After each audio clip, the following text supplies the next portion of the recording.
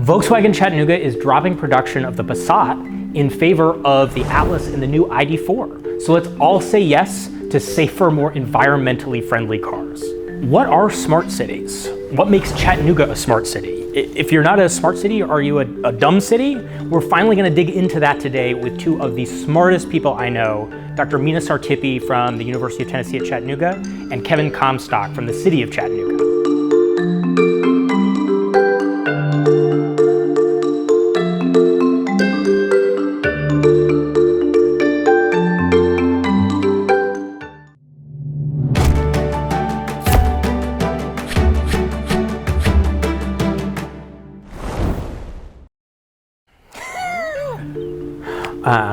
Hi, and welcome to Cha.guide, where we talk about Chattanooga's positive news. I'm your host, Jeff Milner. You may remember me from the last time in this exact same blazer.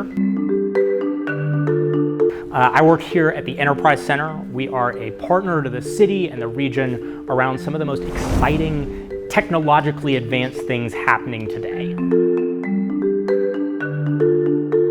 Volkswagen Chattanooga will no longer be producing the Passat, a car that has been on the American market for over 50 years. They are retooling the manufacturing to produce larger, and let's be honest, more American SUVs, the Atlas and the brand new electric ID.4. This is exciting news for those of us who live a cycling, biking, hiking, paddling, Chattanooga lifestyle, all that space for our gear as we go out into our great outdoors. We're going to be bringing you more exciting news from Volkswagen and maybe even a factory tour. So how is Chattanooga a smart city? Why do we keep winning all of these awards for being a smart city? In Chattanooga, we are so collaborative, even on some of these most advanced technologies, which is why I am really excited to bring in two folks who can explain it better than anybody else I know. First, we're going to talk to my friend Kevin Comstock, who is the Smart Cities Director for the City of Chattanooga, and he's going to give us a great overview of the kind of work that's happening right here in Chattanooga. Kevin, how is Chattanooga a smart city? Chattanooga is a smart city because a lot of the technologies that we've been implementing out there within our transportation network is where we primarily started.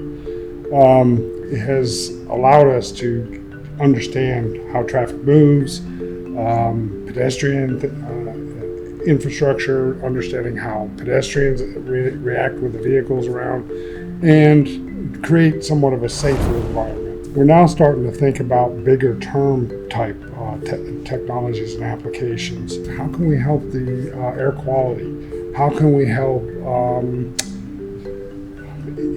medical services? How is the energy models looking here? Those sorts of things that have impacts on everyday lives of people, our citizens. As somebody in Chattanooga, as a visitor, as a resident, how am I experiencing Chattanooga being a smart city? Where's a place that I might notice that Chattanooga is doing something a little bit differently? The Martin Luther King test bed is probably the best place to start. We've deployed a number of technologies in conjunction with the University of Tennessee at Chattanooga and the Center for Urban Informatics and Progress, Dr. Sartipi's team. Our team and her team have been working together to deploy various technologies along that corridor that not only include the transportation issues that I typically deal with, but they also include things like air quality sensors and some acoustic sensors.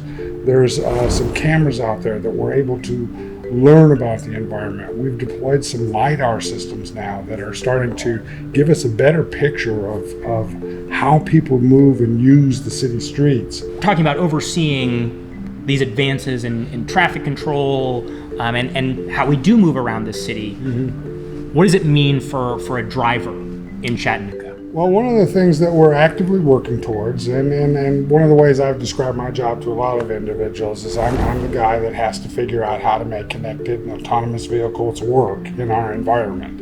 All things considered, it's going to be an interrelationship between the infrastructure and the vehicle. That is going to have to be a necessity as we move forward. The tests that have been done out there with some Google vehicles and Uber and some other test vehicles that have had crashes, that's all been onboard technology thus far. If we start to apply the infrastructure piece, informing the onboard technology of what's going on, we create a more full and complete picture of the environment. All right, y'all, are you ready to dig in deeper? Next, we've got Dr. Mina Sartipi from the University of Tennessee at Chattanooga and the Center for Urban Informatics and Progress, one of the most brilliant researchers I know. Mina, how is Chattanooga a smart city? It all started when 10 years ago, or over 10 years ago, EPB started installing the fiber optic throughout the city. I think that provided a real backbone and infrastructure for future applications, which smart city falls perfectly under that category. So what is your role around smart cities in Chattanooga? I'm a faculty of computer science at the University of Tennessee at Chattanooga. I also am the founder for the Center for Urban Informatics and Progress. Basically, CUIP, what we do is we work on applied research that come related to smart city. That's our focus area. One of the examples very early on was public safety. Public safety that we hear from people was more of safety for pedestrians, for cyclists. And how do we know about that? How can we understand that? How can we analyze that? This is an area that we see vehicles get too close to the pedestrian, or we can see that the cars are getting too close to the bike lanes. And where are those areas, and how can we address those issues? This is more of a transportation. We also work in health, that we have worked with Erlanger and Siskin, both local hospitals here in Chattanooga, in terms of stroke management. How can we improve the recovery rate of stroke patients after what we have seen had happened to many other people? We work also in energy. We work with EPB, and we are also trying to see that how can we improve the energy efficiency of buildings, for example. But basically what CUIP is doing in this area is coming up with artificial intelligence, machine learning solutions and data-driven solutions to these problems that I mentioned. An expression that folks may have heard is the smart city testbed. What is the testbed? Where can I look at it? Can I point to it? What is it? Yes. So that's a great question, because we a lot of times, this is on MLK actually. So starting from 27, it's a 1.25 mile stretch of the road, goes all the way to Central. I have got that question before. I drove by the MLK or I walked it. Where is the testbed? You know, it's there. It's basically what we have done in that stretch of the road is we have added different sensors, different wireless communication capabilities. So what the testbed do is provide us a sandbox to understand what's going on in our city. Awesome. Tell me a little bit more, because I think that's the follow-up question is something you got to right there is, am I being watched? I know, especially in Chattanooga, privacy is so important. You guys are anonymizing everything that goes through that testbed. Yes, that's absolutely right. I think one thing that I want to emphasize on, we are not storing any videos. We had cases that they have came to us because there was an incident there.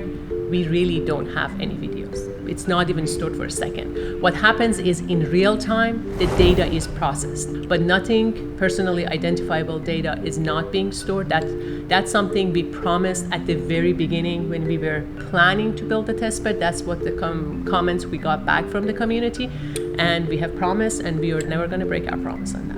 So what I hope you've learned about Chattanooga as a smart city is it's about more than technology. It's about people, and the people who live here and the people who come here. And that there are people in this city, people who want to hear from you about how to make your lives better and how to make this city a better place for all of us. This is cha.guide, where we talk about Chattanooga's positive news. Subscribe, follow, and download the app, and we'll see y'all next time.